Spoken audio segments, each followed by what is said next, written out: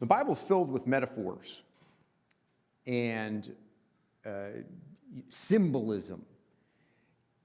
I remember when my son Seamus got to be about middle school, high school, young high school age, he has a more analytic brain, and I think kids also tend to be very literal focused. Honestly, not just kids. You read through the Gospels and you recognize that when Jesus spoke, Jesus used a lot of metaphors, a lot of symbolism, and adults didn't catch it. They were interpreting all of his words literally and not getting it. But I remember Seamus being in middle school and high school and going, like, he loved math, up his alley, but then he would go to English class and they would have literature, and they were teaching him about understanding symbols in the literature, and he was like, can't just a bird be a bird, or whatever, he'd be like, he'd read literature literally, and he would struggle with going, why do they throw in symbolism? I like an instruction manual that's literal and gives me literal instructions, and then you have symbolism. And the Bible in the New Testament is filled with symbolism. And we've looked at the symbols, and light is one of the things that is there's a lot of symbolism around light. We've lit the final candle in the Advent wreath, the Christ candle. Jesus is the light. But light is a metaphor used in the New Testament, and for those of you who are trying to take notes or remember something, number one is the light within. So light is used as symbolism in the New Testament many places, and the first thing is there's a light within you. Matthew chapter 6, verses 22 and 23 say, your eye is a lamp that provides light for your body. When your eye is good, your whole body is filled with light, but when your eye is bad, your whole body is filled with darkness. And if the light you think you have is actually darkness, how deep that darkness is. Most people don't see their eyes as lights, but what Jesus is teaching there is that our eyes are lights. They are the entrance point to our hearts and minds. They are the door to our doorways. To add another metaphor, another symbol there, they're the doorways to our spirits. When I think about human eyesight, those who have their eyesight, the majority of the data and information that you take in minute to minute, hour to hour, day to day, over time, comes through your eyes. We are in a device time. We view our devices with our eyes. When you're driving, you're looking out with your, I hope you're using your eyes, right? When you're driving, some people don't necessarily look like it, but you're using your eyes. You're taking in information with your eyes. You come into a room, your eyes are seeing who's in the room. Again, you're here tonight. Some of what you're getting tonight is voice, is audible. But probably the majority of data we take in, we have 5 senses, but the majority of it is coming through our eyes. And Jesus said, our eyes are lights. They're the funnel, they're the input for us. And Jesus warns us against eyes that are spiritually dark. Spiritually dark eyes cannot see correctly. The darkness has impaired their spiritual vision. Physical darkness makes it hard to see physical hazards. My shins still have the memory of when I was a child playing hide and go seek in the dark in my neighbor's yard and not seeing the tongue to the boat trailer and running and going, oh my goodness, boom, right there. You miss hazards. You miss things when it is dark out physically. Light helps you to see obstacles so you avoid them. If we had been playing hide and seek in the daylight, I would have seen that, and that memory wouldn't be seared in my mind tonight. As horrible as physical things can be, spiritual dark decision-making leads to even more significant pain in our lives. If you want to have your eyes, you want your eyes filled with light. Darkness leads to stumbling, falling, and running into spiritual obstacles. Jesus warns against spiritual darkness in your eyes because it creates self-deception, prioritizing selfish desires over truth. Your eyes are your internal moral, your spiritual eyes are your internal moral compass, your conscience. And if your understanding is corrupted, your guidance system is broken. My father-in-law recently had cataract surgery on his physical eyes. My dad's had it, my mom's had it. I think my mother-in-law's had it too, I can't remember. They simply say that as you age, that your eyes will start to have cataracts and cloudiness. It impairs your physical ability to see. And Jesus is teaching there that the metaphor of light, your eyes are the light that shines out. You want to have a spiritual clarity to your spiritual eyes so you can see correctly, because that is the light within you. There's also, number two, a false light.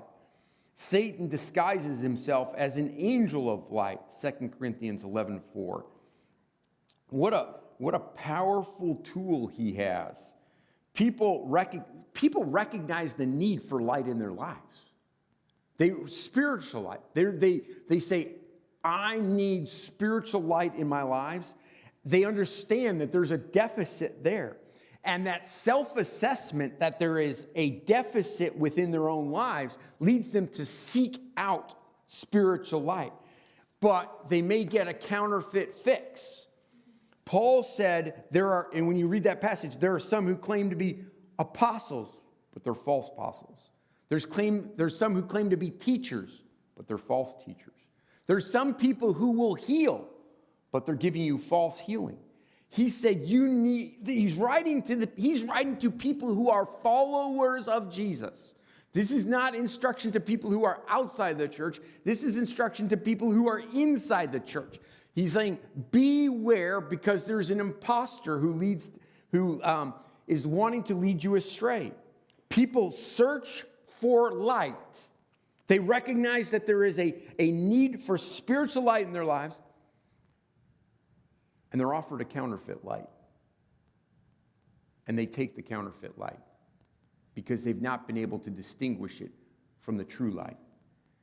The intention of a counterfeit is to so closely mimic the real thing that you buy into it. You're not able to distinguish the two. When I worked in Target and I was in their international transportation department for a number of years, and I had the privilege of being able to travel to China a couple of times, and they said, when you go to China, you got to go meet Lisa. The Target office in Shanghai, China, had a connection with Lisa, because Lisa could get you the best counterfeit goods at the best price. So I was in Shanghai, China, and I bought a counterfeit, a fake Rolex watch for $25. The lady I was traveling, one of the ladies I was traveling with, she said, and I bought that same watch for my husband, the real thing, in the Caribbean for $5,000. Our senior vice president for transportation was there, went and saw Lisa and got a false, I didn't realize Arnold Schwarzenegger had a brand of watches. I don't have one. But it has, I guess, a high brand watch.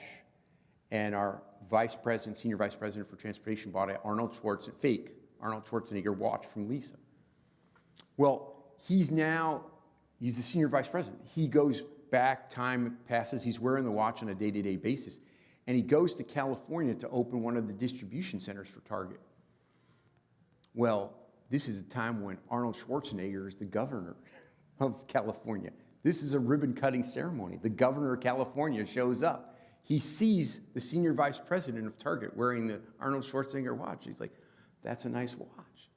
He couldn't tell that it was. He sees it, recognizes it because it's his brand, but he can't recognize that it's fake. Didn't realize that it was not the whatever value, I don't know, that you'd pay for it, but Like every watch that Lisa sold was $25, didn't matter. So it was a fake.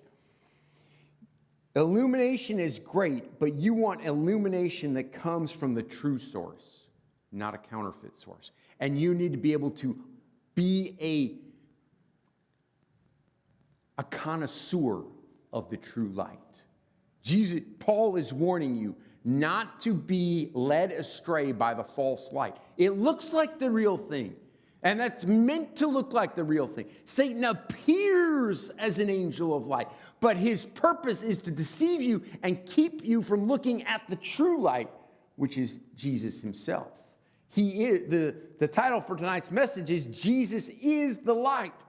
Again, he's using a metaphor to speak about himself, to reveal some of his nature to us. Jesus is the light. We're lighting the Christ candle. He is the light. At the end of this service, we'll all spread that light. He is the light. He said that in John chapter 8 and John chapter 9. He wants you not to be led astray by a counterfeit light, but he wants you to recognize him as the true light. He said, I am the light of the world. And number 3, the true light. 1 John 1:5, God is light, and there is no darkness in him at all. Darkness is the absence of light. In the physical world, light is electromagnetic energy that travels as waves and particles. Nothing travels faster than light. 186,000 miles in 1 second. That's how fast light travels. So if I could invent a car that could travel at the speed of light, and I was traveling at the speed of light and I turned on the headlights, what would happen? I don't know. Food for thought. You cannot live with God in spiritual darkness. God is in the light because he is light. Living in light creates fellowship. When we think about Jesus' coming, the wise men were guided by a nightlight. The wise men needed the darkness of night to be able to see the night sky. They were attuned to the night sky. When you read through the gospel passages, it'll say they saw a star. They didn't have words because they didn't have words to distinguish things like stars from planets, from comets, from meteors. So to them, they were all stars, and they would describe them to differentiate them. Sometimes we'll call a meteor a shooting star. And to them, planets were stars that moved faster within the background of the other stars or moved differently. So they saw a light in the night sky as they were studying the night sky that said, oh, there's been a king born. It appeared to him, a king has been born, and a king who is assigned to the nation of Israel. The king of Israel has been born. The wise men saw this. They packed up and traveled 100 miles to see and worship the child that had been revealed to them through the stars that had been born. As we read those passages, that star, that astronomical appearance, disappeared as they got close to Jerusalem. And so they needed to stop and ask for directions because they didn't live in a GPS-oriented world. I grew up in a non-GPS-oriented world. When I was a kid and my parents had, the way they oriented themselves was a road map, or maybe someone gave them instructions on how to get someplace. And those were often not sufficient. And then when the gas stations is where you stopped. When you couldn't find the place you were going and you drove around, I'm so glad for GPS. It's just a small thing. Because I remember, you drive around 10, 15 minutes, this is the number, and, someone might have given you the wrong number or mislabeled, like the street was wrong or the map was outdated. Something was wrong, so you'd have to stop at the gas station to get the directions. The wise men get to Jerusalem, and I don't know if it was weather-related, they couldn't see the stars, or the Lord had changed it, but they stop in Jerusalem to ask for directions. We've come hundreds of miles. We've come from Persia. We've come from what probably is modern day Iran, Iraq. And we've traveled all this distance. We've come to, where is he going to be born? Tell us where your king's going to be born. Bethlehem. All right, we're going to go to Bethlehem. Then their ancient GPS shows up for them. The star shows up again, and they travel to Bethlehem, where the child is born, and they worship him there. The shepherds are tending their sheep at night when they see a bright light. The angel shows up when it's physically dark and displays the radiance of God's glory, Luke's gospel tells us. What is the radiance of God's glory? Light. The Lord did not need to send his angels at night to the shepherds. The birthing process was complete. Jesus was cleaned up and wrapped up and lying in a manger. Everything God does is intentional, down to the details. And the angel shows up for the shepherds at night, which, as you know from your own experience, finding something at night is more difficult. There's people who won't drive at night because I don't want to mess with the darkness. Even with street lights and headlights and everything else, I'm not going out at light. The angel didn't say, we're going to send Mary and Joseph out to you. They'll come out to you and meet you here. No, you shepherds need to make your way into Bethlehem and find him. And you're going to look for him. It'll be wrapped in cloths and he'll be lying in a manger. I'll give you all the information, the angels say. I will give you all the information you need to find him, but you need to go find him. I'm speaking, the angel's like, I'm speaking to you, I'm giving you everything you need, but don't get lazy. There's some effort required on your part, shepherds, to have this happen. We've given you everything you need to know. Go into town, find this child that I've told you about. Jesus is not coming out to you. You need to go in and find him. You will have obstacles. It's nighttime. Maybe some fisherman has left his boat there with the trailer hitch laying it out. There will be things that may get in your way on your way to Jesus. You need to overcome those obstacles. And again, they don't have GPS. They don't have street names. They don't have street numbers. As I understand, an ancient town like Bethlehem, probably all the stables were together because you had all the farm animals together. It made it a little easier to distribute hay and all the feed and all those types of things, moving them in and out. But they're waking people up in the middle of the night. Again, this is me speculating what's going on, but at very least, when darkness falls, especially in a culture where you don't have, we slow down and we have electric lights. The only light you have there is fire. Things slow down. People go to sleep. They're not going outside. They're having to find Jesus in the midst of Bethlehem, disturbing people, darkness. Where is he? And they have to make their way to it. Can't this wait till morning? Can't we put this off? No, we got to do it now. People like to put things off as well, especially when it comes to faith decisions. People want to say, oh, you know what? I can do the Jesus thing later in my life, or I can do it next week, or I can do it when I'm... And Jesus is saying, do it now. Have an urgency about your spiritual life. Christmas, it's always people come, Christmas, Easter, and Timothy had when we were praying together, talking about there was no room in the inn. There was no urgency to make room for this woman who is pregnant and about to give birth. We can have a lack of urgency in our spiritual life. The shepherd's urgency. Angels showed up. We are not waiting in the morning. We're going to overcome the obstacles. We're going to do this in the dark. We're going to find this baby, and we're going to do it now. If we have to bust open some doors and talk to some people and get directions, we're going to do it till we find Jesus. There's urgency. We need to get this done and get it down now. Not only because it needs to get done, but it's also exciting. Oh my goodness, this is exciting. I don't want to put it off. I want to have it happen. What? The Messiah has been born? These angels showed up to us. We get to tell people about it. There's an excitement for them that they don't want to put it off. You're interrupting people. Most people don't like interruption. They were interrupted. You have an activity that you're involved with. Man, I was sleeping with I was out in the field just getting ready to take a sleep. some work you're doing. These people are getting interrupted. Some show you're watching, some person you're talking to. But sometimes you need to stop and take an interruption. You need to welcome the interruption. The shepherds had to welcome the interruption.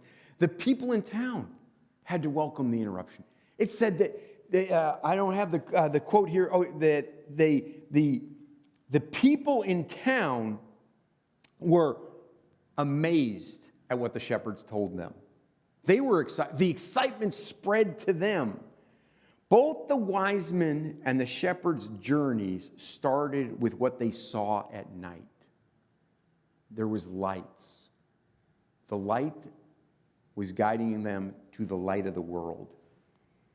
Jesus being the light of the world means there is no other true light.